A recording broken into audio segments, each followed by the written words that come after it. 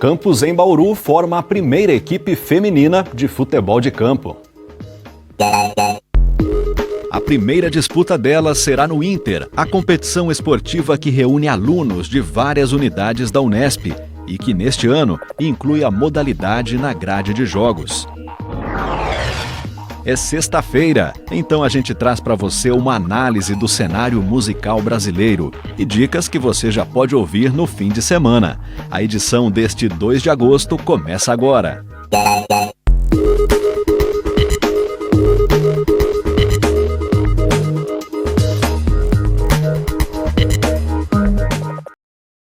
Boa noite. A projeção que o futebol feminino ganhou neste ano, com a Copa do Mundo, tem inspirado muitas meninas.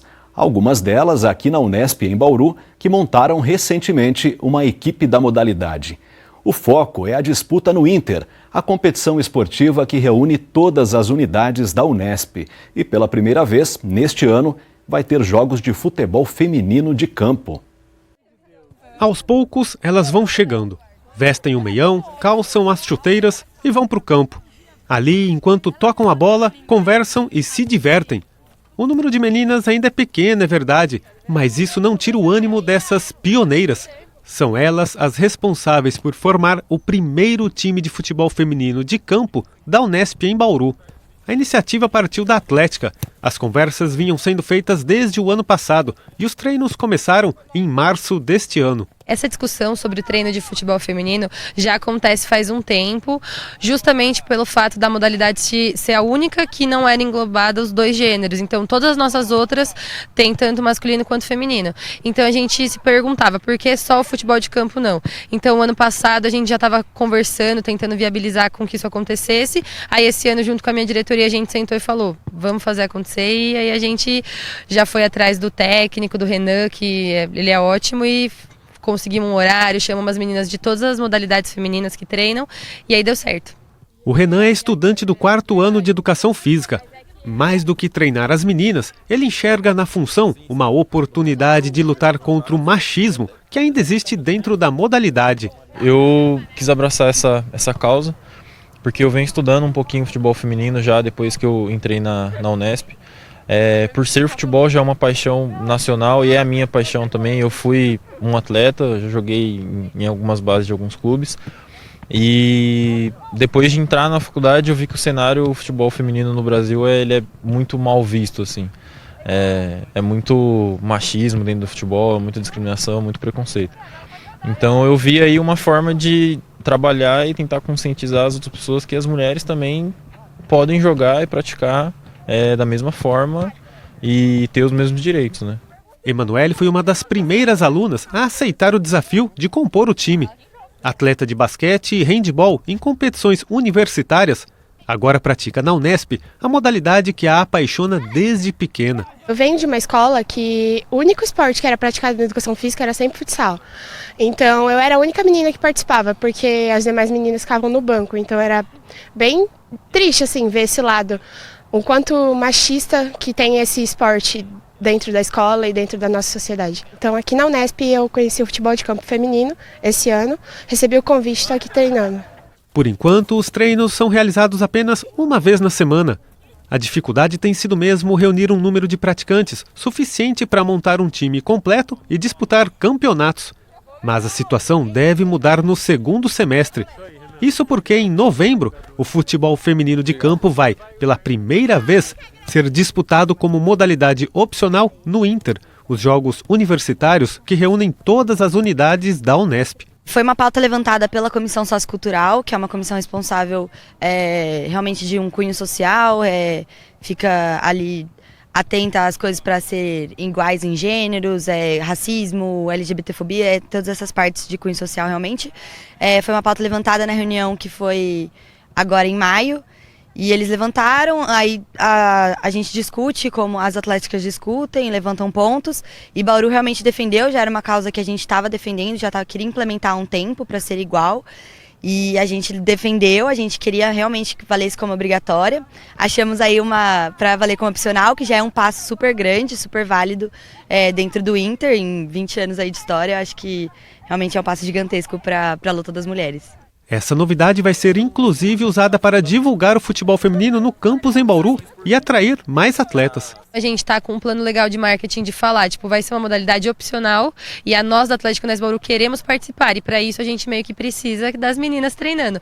Então a gente vai fazer um plano de marketing baseado nisso, usando Facebook, Instagram e fora isso também a gente vai passar nas salas, vamos passar nas modalidades, chamando as meninas porque a gente não sabe se tem alguém aí perdido nesse campo com mais de 7 mil alunos que jogue. Enquanto isso, treinadores e jogadoras se desdobram para manter o pique e fazer com que a modalidade, enfim, decole na universidade e no país. É muito legal de ver que tem mais meninas aderindo à ideia e que, mesmo que não seja a nossa praia, não seja o que a gente costuma jogar, a gente está aqui para aprender e, como você disse, para formar o primeiro time da faculdade, né? Então, quem sabe as próximas gerações estão aí para perpetuar o time.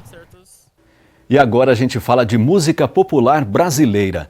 Uma nova geração de músicos e compositores que transitam por diferentes estilos estão conquistando o próprio espaço e mudando até mesmo a forma de consumir música. O programador musical da Rádio Unesp FM, João Lima, traz uma análise para a gente desse cenário e a importância dele para a música nacional. Por que um raio cai? Por que o sol se vai? A relação entre a indústria fonográfica e a música brasileira sempre foi um pouco difícil. A música brasileira vem sendo sabotada, digamos assim, há décadas, né? Acho que até antes do período da ditadura, até antes da década de 60, período pós-bossa nova, né? Que a gente experimentou um boom imenso da música brasileira. E a partir de então a gente vem sendo sabotado sistematicamente, não só com o som internacional, mas com a censura, por exemplo, né? Com a relação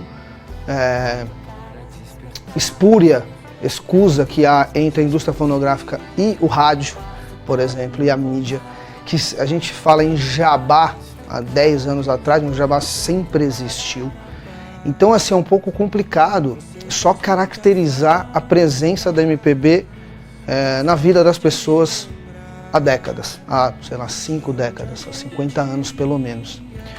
Mas a relação que a gente tem hoje dessa tal nova MPB com a MPB tradicional, certamente é a canção, né, que é uma forma de música que, se nós fôssemos desmembrá-la, ela tem pelo menos 3 partes fundamentais aí. Uma é a poesia, que guarda relação com a crônica cotidiana, a crônica urbana, que hoje ainda é desta forma.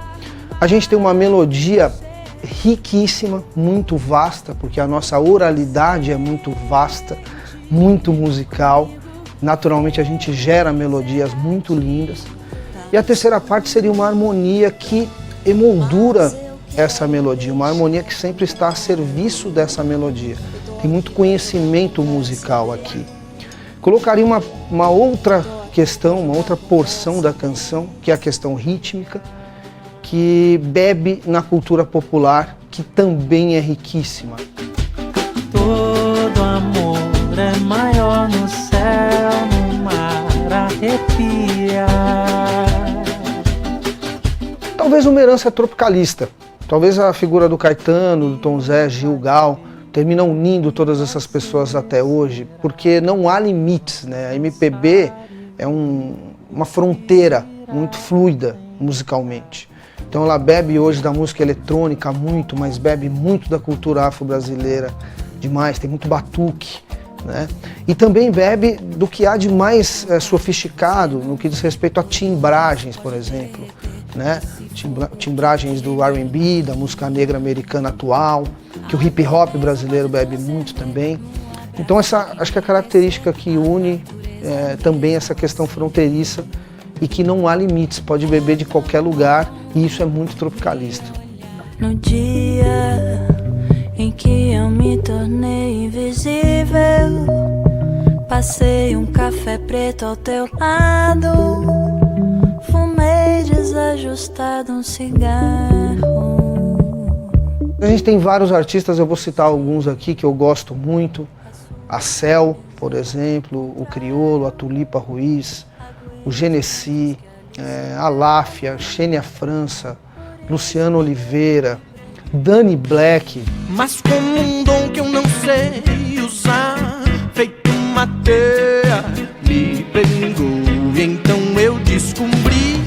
Eu destacaria o Russo Passapulso, que é um baiano de Feira de Santana, que criou o Baiana System, junto com o Junix, 11 com outros amigos lá de Salvador. Ele tinha o mini estéreo público também, que fazia um sound system de dub e raga, e eles improvisavam muito em cima. Com o tempo, ele passou para a canção, colaborou com o trabalho de um grande artista brasileiro também, que é o Curumim, Luciano Curumim, que é de São Paulo, e de outros artistas, Annelise Assunção, que é filha do Itamar e tal, e criaram um núcleo criativo muito interessante.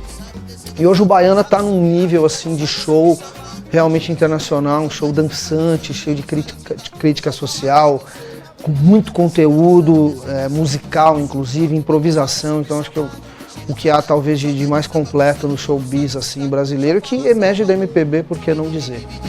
Salvador, diz que cidade que você se acha, cidade alta, cidade baixa, diz que cidade que você divide, Salvador, diz que cidade que você se acha. Certamente a sexualidade hoje, a gente nota nas ruas, a gente nota nas salas de aula, virou um mecanismo de autoafirmação subversiva do jovem. Isso em todos os âmbitos também, a gente nota nas nossas próprias famílias esse traço. E como há um distanciamento também em relação às pessoas, à convivência, né? Cada um convive muito com o seu determinado grupo, ou muitas vezes até sozinho, a questão da sexualidade aparece como esse braço de autoafirmação. Muito natural que isso aconteça, como a música é um reflexo da sociedade, isso termina aparecendo, né? Agora a Lineker, especialmente, é muito talentosa, né? E isso termina ajudando demais nesse processo, não só compondo, como cantando. Tem uma banda muito boa, emerge de um centro um pouco deslocado da capital, o que também favorece esse fluxo no interior. Então a Lineker terminou sendo essa voz dessas pessoas, né? Já o Johnny Hooker traz essa contestação também, ele um pouco mais maduro, né, compondo coisas que talvez choquem mais ainda, sejam de uma maneira muito mais literal, mas que também está nesse braço de autoafirmação sexual, e o que é comprovadamente também um modelo de contestação social, tendo em vista que a gente tem uma sociedade muito preconceituosa e homofóbica, então a presença deles é bastante necessária. Meu amor, não me invadas com teu olhar, não me deixes aqui a gritar. O que a gente tem que tentar entender é como quebrar essa lógica de sabotagem que a música brasileira sofre, né? No rádio, na televisão, nos mídias tradicionais. Como quebrar isso? Uma vez que esses artistas estão aí, né, com uma obra bastante pujante, bastante eloquente, com um discurso importantíssimo para entender a sociedade atual, né? O hip hop entrou no MPB assim sem pedir licença também, tem vários artistas importantes aí, Baco Exu do Blues, o MC, do Rashid, o Criolo, que depois lançou disco de samba e transita com muita naturalidade no MPB.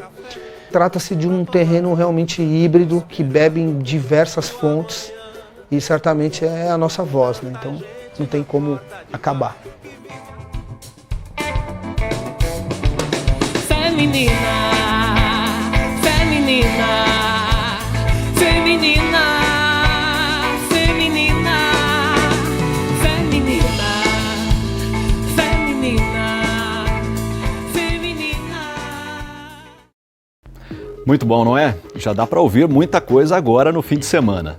E por hoje é só, mas a gente se encontra na segunda-feira. Acompanhe também a programação da TV Unesp pelo site e pelo nosso canal no YouTube. Um bom fim de semana para você. Tchau, tchau.